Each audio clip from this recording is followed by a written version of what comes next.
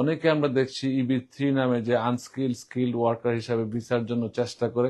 এই ক্ষেত্রে অনেক দীর্ঘসূত্রিতা আছে এবং অনেক সময় অনিশ্চয়তা আছে। দেখা গেল যে 5 বছর পরে এমপ্লয়ারটা হয়তো থাকলো না বা এমপ্লয়ার তাকে নেবে না, তার টাকা পয়সা যা দিয়েছে সবই কিন্তু মায়ের। সো এই ক্ষেত্রে আমরা যেটা ফাইন্ড আউট করছি, এখন আগেও ছিল কিন্তু এটা খুব জনপ্রিয় এখন, EB-2 NIW মাধ্যমে যদি কারো ব্যাচেলর ডিগ্রি থাকে যে কোনো দেশের থেকে এবং 5 ইয়ার্স প্রগ্রেসিভ যদি এক্সপিরিয়েন্স থাকে এবং অথবা তার যে মাস্টার ডিগ্রি থাকবে রিলেভেন্ট এক্সপিরিয়েন্স সহ বা সায়েন্স টেকনোলজি রিসার্চ বা এন্টারপ্রেনিউর এগুলো তার দক্ষতা থাকে, তখন আমরা তাকে উইদাউট এমপ্লয়ার আমরা তার জন্য ফাইল করতে পারি। ইটস এ ভেরি মানে ইন্টারেস্টিং এবং ভেরি ইম্পর্টেন্ট সবার জন্য। তো আমরা চাই যে আপনার মিথ্যা তথ্য না দিয়ে যোগ্যতা অনুযায়ী সঠিক যোগ্যতার মাধ্যমে আপনি বৈধভাবে আসতে পারেন। কেন আপনি মিথ্যা তথ্য দিয়ে আসবেন? একটা পিএইচডি হোল্ডার কেন সে বা ডানকিন ডোনারে কাজ করতে আসবে, কেন সে পিৎজা ডেলিভারি করবে, কেন সে গ্যাস স্টেশনে কাজ করবে? এটা তাকে মরালিটি অনেক ছোট করে দিচ্ছে। শুধু আমেরিকা আসাটা ইম্পর্টেন্ট না, আসবেন যোগ্যতা অনুযায়ী সম্মান নিয়ে থাকবেন। এটাই আমার গোল, সবাইকে হেল্প করা, প্রপারলি আমি সবাইকে হেল্প করতে চাই। বাংলাদেশ কমিউনিটি অত্যন্ত শক্তিশালী এখন, কমিউনিটি আগের তুলনায় অনেক বড় এবং কমিউনিটির বিভিন্ন ক্ষেত্রে আমাদের প্রজন্মের নতুন প্রজন্মের লোকরা অনেক সাকসেসফুল। শিক্ষা বলেন, ব্যবসা বলেন, পলিটিক্যাল ইয়াতে বলেন, এমনকি প্রফেশনাল জগতে বলেন। আমি আমাকে দিয়ে বলি, একটা সময় আমেরিকাতে অ্যাটর্নি হাতে গোনা 2-1 জন ছিল। I am proud to say that আমি প্রথম Bangladesh American attorney at law US supreme court বারের লাইসেন্স নিতে পেরেছি। I am the first one who is experiencing tort law, immigration law, and I started my career as a public defender. So আমি নিয়ে এখন বলছি আমাদের আমাদের নতুন প্রজন্ম অনেক কিন্তু আমাদের প্রফেশনে আসছে। আমার হিসাবে কম হলো 50 জন অ্যাটর্নি এখন বিদ্যমান আছে বর্তমানে বিভিন্ন লাইসেন্স সহ। কিন্তু একটা দুঃখ পাই এই জন্য যে আমাদের একটা জেনারেশন পরে তারা কমিউনিটি ইনভলভ থাকতে চায় না, কারণ কমিউনিটির মধ্যে বিভিন্ন আমরা তাদের যে খোরাকটা দিতে পারছি না, আমরা তাদের যেটা দরকার সেটা আমরা দিতে পারছি না, তারা অন্য লেভেলে চলে যাচ্ছে। আমি চাইবো আমাদের যারা নতুন প্রজন্মের সাথে একটা যুগসূত্র তৈরি করতে, আমরা যারা আপনারা যারা আছেন আপনাদের মাধ্যমে, আপনাদের মিডিয়ার মাধ্যমে এবং সবার সোশ্যাল মিডিয়া বলেন, ইলেকট্রনিক মিডিয়া, প্রিন্ট মিডিয়ার মাধ্যমে সবাইকে এঙ্গেজ যদি করতে পারি, community will be wonderful and there will be example for other community. আমরা সবসময় এটাই বলি, united is powerful and when we are united we are strong. So and diversity is our strength. সবসময় বলে থাকি আমি, এটা বহুজাতিক একটা দেশ। এই দেশে আমরা যেখানে বসে কথা বলছি এখন আমরা কুইন্সে, জ্যাকসন হাইটসে, আমেরিকার প্রতিটা স্টেটের লোক এইখানে বসবাস করে, বিশ্বের প্রতিটা দেশের লোক এই কুইন্সে বসবাস করে। কেউ না কেউ আপনি পাবেনই এমন একটা লোক, এমন একটা দেশ বা জাতি পাবেন না যাদের কোনো একটা লোক এখানে নাই। আপনি কোনো ফুড চান, কালচার চান, আমরা এখানে প্যারেড হচ্ছে, সবই হচ্ছে। তো আমরা আমাদের নতুন যে প্রজন্মকে, আমরাও প্রজন্ম, কিন্তু নতুন যারা এখানে বড় হয়েছে, যারা বাংলা যারা বলতে পারে না, বলার চেষ্টা করে আমাদের ছেলেমেয়েরা, তাদেরকে আমরা এঙ্গেজ করতে পারছি।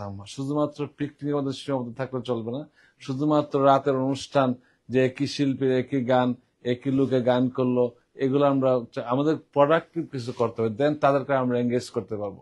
ডোনাল্ড ট্রাম্প ক্ষমতা আসার পরে বিভিন্ন ভাবে ইমিগ্রেন্ট কমিউনিটি যারা আছে তারা আসলে কিন্তু অনেক আতঙ্কের মধ্যে আছে। আপনি দীর্ঘদিন যাবত এই সেবা প্রদান করছেন এবং সবাই কিন্তু আপনার সেবায় অনেক সন্তুষ্ট হয়ে সবাই কিন্তু আপনার কাছে আসে। তো আমাদের যে মানে হাজার হাজার ইমিগ্রেন্ট যারা আছে তারা বিভিন্ন ধরনের ফ্রাস্ট্রেশন নিয়ে কিন্তু এখানে বাস করছে। তাদের যদিও বৈধ কাগজপত্র আছে বা তারা ওয়ার্ক পারমিট নিয়ে এখানে অবস্থান করছে, কিন্তু একটা বড় অংশ তারা আসলে সত্যিকার ভাবে আইনি সহায়তাটা আসলে কার কাছে গেলে পাবে বা সঠিক একটা মানে জায়গা তারা খোঁজ করে। আপনাকে সবাই চিনে, কিন্তু ওই সব লোকজনের জন্য আপনার কি মেসেজ হবে?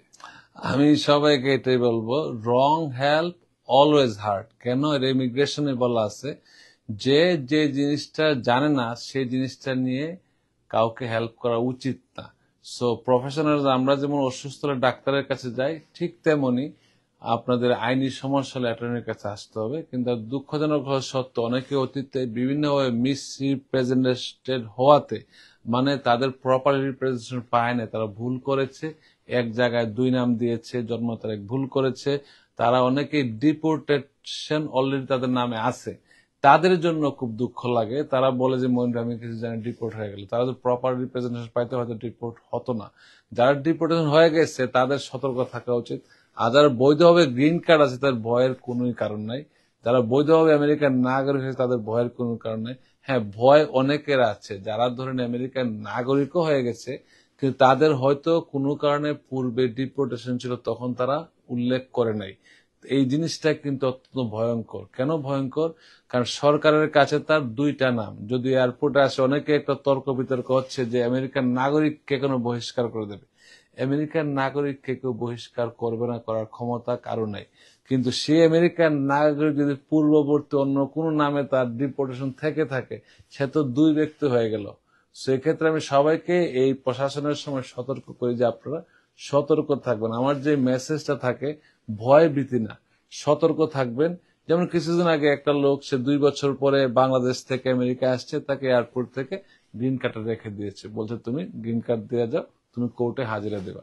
দ্যাট মিনস তার গ্রিন কার্ড আর নাই। সে এখন যদি দেশে গেলে সে কিন্তু আর ফেরত আসতে পারবে না, তার অল্টারনেট ডিপোর্টেশন হয়ে যাবে।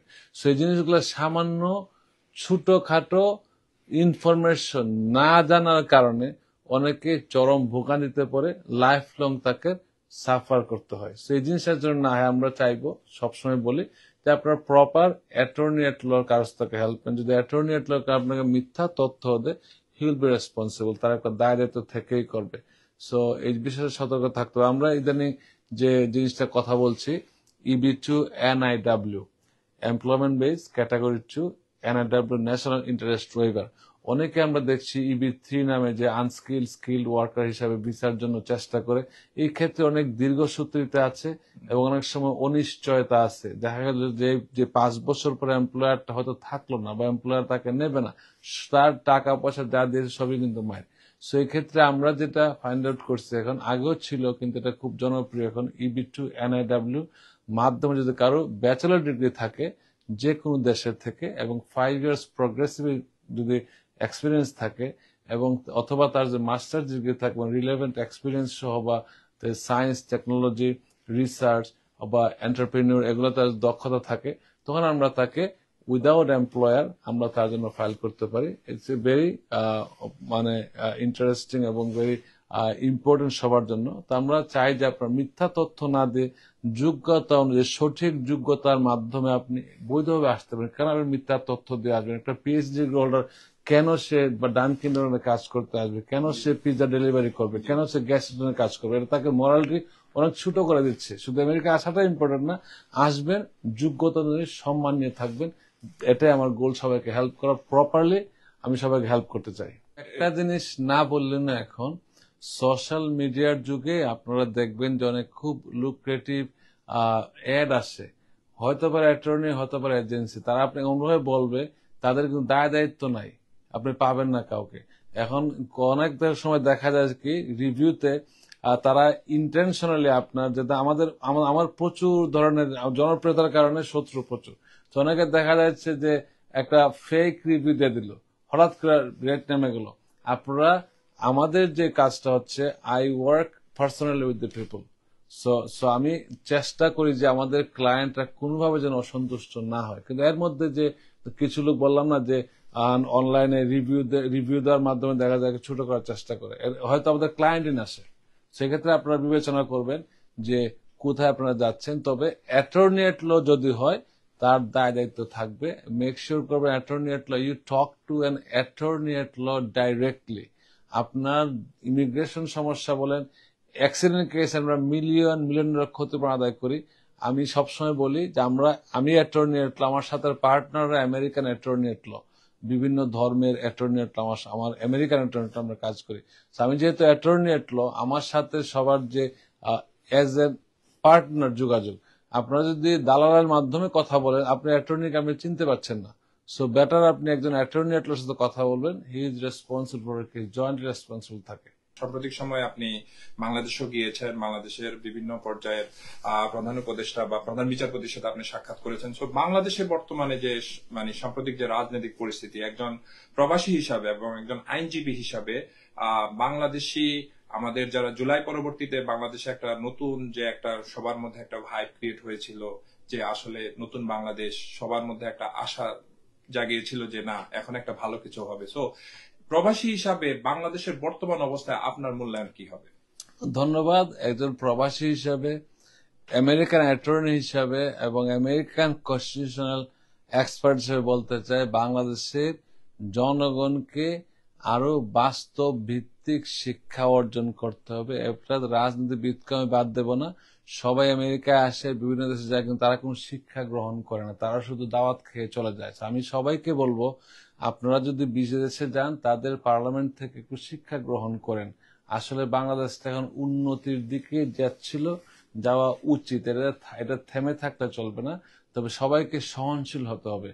বিচার ব্যবস্থা কারো হাতে নেওয়া যাবে না। মব জাস্টিস যেই দেশেই হোক না কেন বন্ধ করতে হবে, এবং গণতন্ত্রের কোনো বিকল্প নাই। বিশ্বের যে কোনো দেশে উন্নয়নের পূর্ব শর্ত মানবাধিকার এবং হিউম্যান রাইটস এর পূর্ব শর্ত গণতন্ত্র আসতে হবে। গণতন্ত্র, ভোটের অধিকার এগুলা না থাকলে কিন্তু মানুষের কোন ধরনের স্বাধীনতা, সার্বভৌমত্ব প্রকাশ পায় না। সবাইকে সংযত হবেন এবং আইনের প্রতি শ্রদ্ধাশীল হবেন এবং দেশপ্রেম বাড়াতে হবে। দেশপ্রেম না থাকলে এই দেশ কখনো উন্নতির শিখরে পৌঁছতে পারবে না। সবাইকে অনুরোধ করবো, আমরা প্রবাসী থেকে যেরকম দেশকে ভালোবাসি, আপনার দেশে থেকে সেই রকম নিজের দেশকে ভালোবাসার চেষ্টা করবেন, এটা আমার প্রত্যাশা। সাম্প্রতিক সময় যে ডাকসু ইলেকশন হয়ে গেল বা বাংলাদেশের বিভিন্ন জায়গায় ইলেকশন হচ্ছে, সো আমরা কিন্তু প্রবাসী থেকে শুরু করে সর্বস্তরের মানুষই একটু মানে খুবই বিস্মিত হয়েছে যে বাংলাদেশ জামাত ইসলামের যে ছাত্র সংগঠন ছাত্র শিবির ব্যাপকভাবে নিরঙ্কুশভাবে বিজয় অর্জন করেছে। সো এই ব্যাপারে মানে বাংলাদেশের বর্তমান যে ডাকসু ইলেকশন বা সার্বিক পরিস্থিতিতে আপনার মূল্যায়ন কি? আমি এটাই বলবো, নির্বাচন যদি সুষ্ঠু হয়ে থাকে তাতে ছাত্রদের যে ভোটার অধিকার প্রতিষ্ঠিত হয়েছে, এটা নির্বাচনের উপর ডিপেন্ড করবে। আমরা দেশে ছিলাম না, তো জানি না কতটুকু সুষ্ঠু হয়েছে।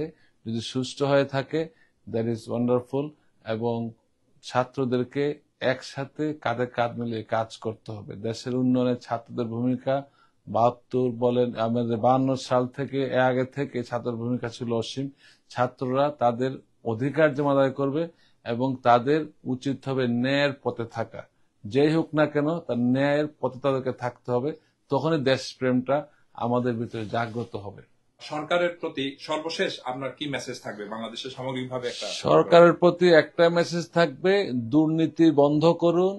কেউ যেন নিজের স্বার্থে দেশের ক্ষতি না করে, দেশের স্বার্থে দেশকে ভালোবাসুন। আপনি হন প্রধান উপদেষ্টা, আপনি হন উপদেষ্টা, আপনি হন সরকারি চাকরিজীবী, আপনি হন ছাত্র নেতা, দেশের স্বার্থে কাজ করবেন। আপনাদেরকে কেউ সরকারের নিজের স্বার্থে কাজ করার জন্য বসায় নাই, দেশের স্বার্থে কাজ করার বসে। আমি যদি অ্যাটর্নি মঈন চৌধুরী কোন সময় দেশে যাই, আমাকে দেশের স্বার্থে কাজ করার উদ্দেশ্য নিয়ে কাজ করতে হবে। দেশে মব জাস্টিস বন্ধ করতে হবে, আইন শৃঙ্খলা পরিস্থিতি নিয়ন্ত্রণে আনতে হবে, মানুষের আস্থা ফিরিয়ে আনতে হবে।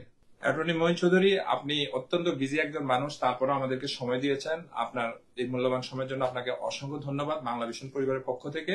সুপ্রিয় দর্শক, আমরা আসলে এতক্ষণ কথা বলেছি যুক্তরাষ্ট্রের খুবই জনপ্রিয় একজন অ্যাটর্নি, যিনি দীর্ঘ সময় ধরে এই কমিউনিটিতে কাজ করে যাচ্ছেন। অ্যাক্সিডেন্ট কেস এবং বিভিন্ন ধরনের যে ইমিগ্রেন্ট কেস আছে সবগুলো নিয়ে কিন্তু উনি কাজ করে যাচ্ছেন। এবং উনি যে একটু আগে মেনশন করলেন যে EB2 এই ক্যাটাগরিতে কিন্তু এখন অনেকেই কিন্তু সার্ভিস পেয়ে যাচ্ছে এবং এটার মানে সাকসেস রেটও অনেক ভালো। সো আপনারা যেখানেই যান অবশ্যই চেষ্টা করবেন, আমাদের অ্যাটর্নি যে বলছিলেন, আপনারা অবশ্যই মানে ভালো জায়গায় যাবেন যেন প্রপার ট্রিটমেন্টটা পান, প্রপার ইনফরমেশনের মাধ্যমে যেন আপনারা প্রতারিত না হন। আপনাদের সকলকে অসংখ্য ধন্যবাদ। আমরা আবারও কথা বলবো।